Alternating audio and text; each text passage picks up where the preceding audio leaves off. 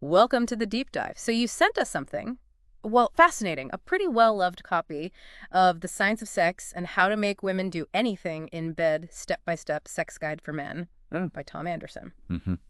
Now, just to be clear, our mission here isn't really to say if this book is right or wrong, you know? No, not at all. Instead, we're going to really dig into the nuts and bolts of what the author is actually arguing. Yeah, unpacking his framework. Exactly. We'll unpack his ideas about, well, how he views female arousal, the whole dynamic of male-female sexual interaction, and his specific techniques for what he actually calls sexual persuasion. Right. Think of this as maybe your shortcut to understanding a pretty unusual perspective, guided by us, of course. And to help us navigate this, we have our expert here. Thanks for having me. Yeah, it's interesting from the start, isn't it? This attempt to build a system, almost like a step-by-step guide for something that feels so, well, personal and individual. So our goal today is really just to take this system apart, look at the pieces, and understand how the author thinks they all fit together. Okay, sounds good. So let's dive right in. Part one, female arousal, according to the author. Mm-hmm. He really comes out swinging with this central idea. Arousal is the absolute key player in sexual interactions. The most important factor. Yeah, he argues it's even more important than, say, rational thought or liking someone or even love. Which is a big claim. It is. When you first read that, what jumped out at you? Well, if you think about his overall goal influencing behavior, Yeah. right, then putting arousal front and center as the main driver, it kind of makes sense as his starting point. Right. He's basically saying, look, get the arousal piece right, and maybe other obstacles become less important in his view. Exactly. And from that core idea, he then points out three common mistakes he thinks men make. Okay. First, thinking women make logical, rational decisions in bed. He insists it's all driven by feelings, primarily arousal. So feelings over logic. Second, forgetting to, turn a woman on before anything else happens. Arousal is a prerequisite for him. Got it. Build it first. And third, waiting for a woman to just be in the mood. He argues it's actually the man's job to create that mood. Ah, so the responsibility is placed squarely on the man in this model. It seems that way. It's a very male-centric approach he's setting up from the start. Yeah, and what that immediately flags is a perspective where the initiation, setting the tone, it all falls heavily on one partner, which, definitely contrasts with a lot of modern discussions about more mutual collaborative approaches to sex. Right, very different. Then the book dives into how women get aroused, in his view. And he claims it's completely different, like the total opposite of how men do. Okay, the opposite. Interesting. And then he brings in masculinity and femininity. Men are drawn to femininity, women to masculinity. Standard stuff there, maybe? Sort of traditional roles. But he makes this really strong claim, using feminine qualities as a man during sex with a woman. Always a turnoff, no exceptions. Wow. Always. That's a pretty definitive stance, isn't it? It really is. He's presenting a very black and white picture of gender roles and attraction there. Very little room for nuance. Yeah, seems so. It feels like a very specific, maybe limited dynamic he's outlining. He then says women get aroused in two main ways. First, through the man's masculine qualities and actions. Okay. And second, by feeling more feminine themselves, feeling beautiful, sexy, that sort of thing. So it's almost like a feedback loop he's describing. Yeah, it kind of sounds like it, doesn't it? The man's masculinity triggers her femininity, which boosts her arousal, which maybe reinforces his masculinity. Potentially, yeah. That seems to be the cycle he's suggesting. And naturally, with these ideas come three more common mistakes, according to him. Of course. Men assume women get turned on the same way they do. Mistake one. They believe men and women are attracted to the same things he says. Attraction is based on difference. Difference, not similarity. Okay. And they think arousal is like a conscious choice. He argues it's just an automatic response to masculine cues. Automatic. Yeah. Like flipping a switch. Pretty much. Yeah. A very cause and effect view. The idea of arousal being purely automatic with no conscious element or context, that feels like a simplification. How so? Well, biology obviously plays a role, but our thoughts, our emotions, the specific situation, who we're with, they all contribute hugely to how we actually experience arousal. It's rarely just automatic. That makes sense. Okay, so then the author defines masculinity. Two key parts. The ability to stay non-reactive. Non-reactive, okay. And the willingness to make decisions. Right. Non-reactive and decisive. Let's focus on that non-reactive bit first. He lists three reactive behaviors he sees as unfeminine and therefore turnoffs. What are they? Reacting emotionally, starting arguments, and explaining yourself, especially getting sucked into why questions. Hmm. So expressing emotion or explaining is bad. In his view, for maintaining masculinity in that context, yes. He paints a very controlled picture. This focus on non-reactivity as masculine strength. You see Yeah. that idea around. Sure. But framing emotional expression or giving explanations as inherently unfeminine, that seems rooted in pretty specific cultural stereotypes, not some universal truth about communication, right? Yeah, good point. And the other side of his masculinity coin is the active part, making decisions during sex. Taking charge. Exactly. He portrays women as generally sexually passive, expecting men to lead. He even suggests that decisions that get rejected can still be arousing. Quite a statement. The idea that rejected advances are inherently arousing. It is. And the whole women are inherently sexually passive thing, that's a really old idea and one that's been challenged a lot. Right. People have diverse preferences, Yeah. Assuming passivity as the default overlooks a huge range of desires. And that claim about rejected decisions creating arousal, that doesn't really mesh with how we usually understand consent and desire. So this all leads him to his concept of calm assertiveness. Yeah, the blend of being non-reactive and being decisive. He presents it as both a mindset and like a skill you need to develop. Calm assertiveness in general communication can be useful, sure, being clear and calm. What? But in the author's specific context here, it seems very, very focused on the man directing the entire sexual interaction. Yeah, definitely seems that way. Then he gives 3 more common mistakes related to masculinity and arousal. Okay, let's hear them. First, not realizing women are constantly testing a man's masculinity, according to him, daily tests. Testing. That sounds Mm. potentially stressful, like you're always being evaluated. Could be. Second, not understanding this supposed female sexual passivity, meaning men must initiate. Reinforcing that point again. And third, thinking of arousal as just on or off like a light switch instead of more like a volume knob or a spectrum. Okay, the volume knob analogy is actually quite helpful, isn't it? Yeah, it is. It captures the gradual nature of arousal better than on-off. So there's maybe a bit more nuance creeping into his model there. A little bit. Okay, switching gears slightly to femininity and arousal. The author says femininity, in a sexual sense, is basically about a woman's feelings and her body. Feelings and body, okay. He argues that during a sexual encounter, all her feelings, emotions, physical sensations, they become arousal. All feelings Yeah. automatically translate into sexual arousal. That's what he says. That seems like another oversimplification. Our emotional world is complex, right? Sadness, anxiety, irritation.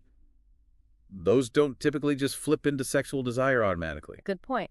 He also states that paying attention to a woman's body increases her femininity and therefore her arousal. So focus on her body boosts arousal. Right. And with this, naturally, come 3 final common mistakes for this section. Play them on me. Focusing too much on your own body instead of hers. Okay, external focus. Not paying enough attention to her feelings. Right, the emotional connection. And trying to like directly force arousal instead of focusing on creating those feelings and sensations first. Got it. So those mistakes really hammer home his point about the man directing his attention and actions toward the woman's experience, all aimed at building her arousal according to his rules. Exactly. All right, that wraps up part 1 on arousal. Let's move into part 2, the male-female interaction, which he actually calls the 5 steps of leading. The 5 steps Yeah. sounds very structured. It is. He presents this as a specific sequence you follow, like every single time for any sexual interaction with a woman. Yeah, And the man is always in charge, leading. always leading. Okay, what are the steps? Step 1, making a move. Step 2, resistance. Step 3, calm assertive repetition. Assertive repetition, okay. Step 4, acceptance or rejection. And Yeah. step 5, which is optional, giving a compliment. Making a move, resistance, calm assertive repetition, acceptance, rejection, compliment. Got it. It really does sound like a formula. It does. And the heavy emphasis on male leadership with a woman's role seeming to be primarily just responding, that's a key part of this model, clearly. Definitely. Let's break down step 1. Making a move, he calls it the masculine decision. He gives 4 guidelines for men here. First, be selfish. Selfish. Yeah, focus on your own desires because, he claims, women don't like making creative decisions in bed. Wow, okay, that's a bold justification for selfishness, that women don't enjoy creative input. Seems to be his view. Second, go by feeling, not thinking. Sex is about feelings. Right, back to the feelings over logic point. Third, make a creative decision, but one rooted in your own inner feelings and needs. Your own desires driving it. And fourth, just go for it. Don't censor yourself because, hey, she can always reject it. Though a constant initiation required from the man based on his desires. That takes a lot on him, yeah. And that idea of being selfish because women supposedly don't like making decisions, that's potentially pretty controversial. I mean, considering your own desires is part of healthy sex, sure, but framing it quite like that feels like a massive generalization. Agreed. And the 3 common mistakes he lists for making a move. Did hear him. Not making any decisions at all, just being passive. Which goes against his core principle. Trying to think of smart or like really elaborate moves instead of just acting on feeling. Overthinking it. And trying to make too big a move right away. He says, start small, take small steps. Okay, so those mistakes fit neatly into his framework. Man leads. Be decisive but gradual. Step 2 is resistance. This is when the woman doesn't immediately accept or reject. The gray area. Right. Maybe playing hard to get, teasing, or just no clear signal. He says the purpose of this resistance is to test the man's masculinity. So all hesitation is framed as a test. According to him, yes. He lists 3 common forms, just no reaction at all. Silence. Verbally saying no. Okay, wait. Verbally saying no is resistance, not rejection. In this initial phase, he seems to categorize it under resistance, something to be met with calm, assertive repetition. We'll get to rejection later. Okay. That feels problematic. But continue. What's the third form? Playful resistance, maybe with mixed signals like laughing while pushing away gently. Right. Interpreting every single form of hesitation or even a verbal no as just a test of masculinity. That's a very specific and I'd say risky lens to view things through. Why risky? Because resistance can come from so many places. Uncertainty, genuine discomfort, wanting things to slow down, wanting more foreplay, simply changing her mind. Framing it all as a test could easily lead to misreading or dismissing real signals. Confidence can be good, but ignoring cues isn't. That's a crucial point. The 3 common mistakes he sees regarding resistance are viewing it negatively. He says it's part of arousal. So resistance is good in his view. Thinking no resistance is always positive. He suggests it could mean she's not really attracted or engaged. Interesting twist. Lack of resistance equals lack of interest. Potentially in his model. And forgetting that even a lack of reaction, that silence, counts as resistance too. These points really just keep reinforcing his core idea, don't they? That women need to experience and respond to male assertiveness to get aroused. That link between no resistance and low interest is an interesting take, potentially oversimplified again. Okay, on to step 3. Calm, assertive repetition. This is the man's prescribed response to resistance. How does he say to do it? One thing never to do. React emotionally, argue, or try to explain yourself. He stay non-reactive. Exactly. The one thing always to do, calmly and assertively persist. Basically, repeat the move you made in step 1. Just repeat it. Yeah. He even talks about a resistance loop. She resists, you persist calmly, she resists again, you persist again. He does emphasize gentle persistence, not being forceful or applying pressure. Okay, this is really the core of his interaction model, isn't it? Seems like it. That focus on non-emotional persistence fits perfectly with his definition of masculinity. But, and this is a big but, it's absolutely crucial to distinguish between, say, assertively communicating desire and actually pushing past someone's clear boundaries or comfort level. Right. Especially when he includes a verbal no under resistance. Persisting after a clear no is, well, it crosses a line. Yeah. Healthy communication needs respect for boundaries. Definitely. The 3 common mistakes he lists in responding to resistance are getting emotional, The cardinal sin in his book. wanting to know why she's resisting, don't ask why, just persist. Avoid understanding the reason. Okay. And believing that resistance is the same as rejection. He makes a distinction. Which brings us to step 4. Exactly. Step 4, acceptance or rejection. He calls this the feminine decision. So she decides here. How does he define acceptance and rejection? Acceptance is shown simply by her going along with the move. He explicitly says she doesn't necessarily need to say yes out loud. Non-verbal acceptance. Okay. And rejection. Rejection, he says, is harder to spot. Critically, he states the first resistance, even a verbal no apparently, is never rejection in his system. Never. That's what he writes. Rejection is indicated only when the resistance becomes more assertive. More assertive. How does he define that? Like stronger pushback. Yeah, maybe stopping laughing and saying stop. Seriously. Or physically blocking more firmly. It requires interpretation. This reliance on interpreting the level of assertiveness in resistance feels fraught with potential for misinterpretation. A verbal no should really be sufficient, shouldn't it? You'd think so. What does he say to do upon rejection when you finally recognize it? Stop immediately. No arguing, no emotional reaction, just stop the attempt. Okay, immediate stop is good. And then try something else later.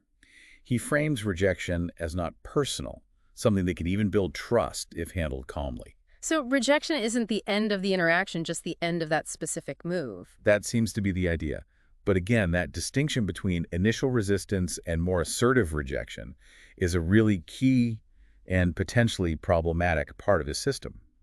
It puts a heavy burden on the initiator to interpret correctly and minimizes the power of a simple early no. Clear verbal consent is just so much safer and more respectful. Absolutely. The 3 common mistakes he identifies in handling acceptance or rejection are stopping after the very first sign of resistance, Because that's not rejection yet in his model. not recognizing when resistance does become more assertive and serious, Failing to see the real rejection signal. and thinking that a rejection for one specific move is permanent or means the whole interaction is over. Right. So these points encourage persistence within his rules, but do stress reading boundaries eventually. Then there's step 5, the optional one, giving a compliment. Optional positive reinforcement. Yeah. He says its purpose is to show you're satisfied and help her learn how to please you. Learn how to please you. Interesting framing. It is. He says give it right after she accepts or follows your lead. And crucially, deliver it with a sexually charged tone, deeper voice, maybe aggressive, dirty talk, moaning. It has to convey feeling. So it's not just the words, it's the delivery that matters. Using compliments almost like a training tool. That seems to be the implication. It reinforces the behavior he wants. While expressing appreciation is generally good, Yeah. framing it quite so instrumentally as a tool for shaping behavior, it reflects his specific, quite corrective perspective, doesn't it? It does. The 3 common mistakes in giving compliments. Giving them without real feeling, which makes them seem manipulative. Insincerity kills it. Just saying the words flatly without that turned-on tone. No impact? And just not using them enough. He sees them as an important tool. Okay, so sincerity and frequency matter for this reinforcement technique in his system. Right. Finally, for part 2, he gives some examples of these 5 steps playing out in different scenarios. Move, acceptance, compliment. Move, resistance, persistence, compliment. Move, resistance, persistence, rejection. Try a new move. Showing the flow. Exactly. And he stresses making these steps feel automatic, natural, not like you're consciously thinking through them. Internalizing the process. Yeah. And the 3 common mistakes in applying the 5 steps overall.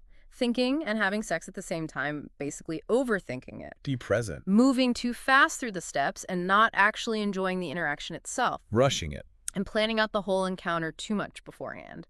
He wants it to arise from feeling, even within this structure. Okay, so strive for naturalness within the formula. The advice to be present and not overthink is generally good advice for intimacy, regardless of the framework. True. Okay, ready for part 3. Making women do anything in bed. Right. The title's promise. Let's get into it.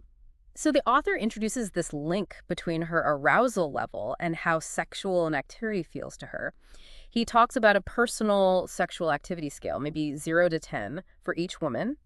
Different activities rank differently. Okay, so acknowledging individual differences here. An activity isn't inherently a 5 or an 8. It depends on the person. Exactly. And his core argument is, a woman will only be willing to do something if her current arousal level is equal to or higher than where she perceives that activity on her personal scale. Arousal must meet or exceed the activity's sexual level.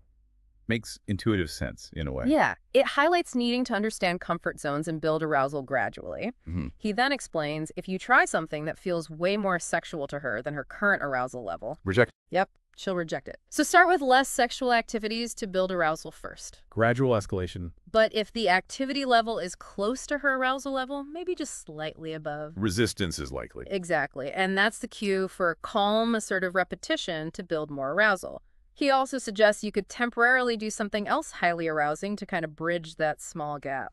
So practical tactics within his model for navigating different levels of intimacy based on this arousal scale idea. Right. The 3 common mistakes related to this arousal activity scale are trying something too sexual without building enough arousal first. Jumping too far ahead. Being afraid to suggest something more sexual. He keeps saying rejection isn't a big deal in his system. Don't be afraid to push boundaries gently. And assuming that just because she was willing to do something last time, she'll automatically be willing this time. Her scale, her arousal can change daily. Right. Recognizing variability. So these points encourage awareness of her current state, but also willingness to explore within his framework of persistence and managing rejection. Okay, next up, 3 attitudes for sexual persuasion.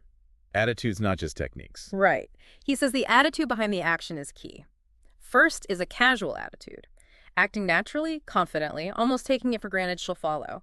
Creates arousal through confidence, he argues. Okay, casual confidence. Second, a playful attitude. Relaxed, maybe some antagonistic teasing like making fun gently, tickling. It shows both the calm and the assertive sides of masculinity, he says. Playful antagonism. Shows dominance lightly. Sort of. Yeah. Third is a dominant attitude. This one is highly assertive, almost aggressive, deep voice, dirty talk, maybe more physical dominance. But he stresses it requires strong self-control to avoid actual anger. Right. Dominance, not anger. That's a critical distinction. So these attitudes are different flavors of his core, calm, assertive masculinity. Seems like it. Ways to embody it to influence arousal and willingness. The descriptions, especially for dominant, really highlight needing self-awareness and staying within appropriate boundaries, like you said. 3 common mistakes regarding these attitudes. Thinking you can just act differently without changing your underlying attitude. He thinks the attitude comes first. The inner state matters most. Thinking women respond only to the behaviors, not the attitude behind them. She perceives the underlying attitude, he believes. And crucially, confusing dominance with actual anger. Anger is always a turnoff in his model. Okay, so the attitude is the engine, not just the paint job. Yeah. And keep anger out of it. Makes sense within his logic. He then lists 5 effective persuasion techniques. Most of these we've kind of already covered by discussing the 5 steps and the attitudes. Like what? Recapping. Yeah. Taking control and initiating. Being persistent. Never reacting emotionally, arguing, or explaining. Using those casual, playful, dominant attitudes. Focusing on her emotions, sensations, and body. Giving sexual compliments. So reinforcing the core elements of his system as persuasion techniques. Right. He does add a few other specific techniques, though. Such as? Taking small steps, gradual escalation again. Telling the woman exactly what to do.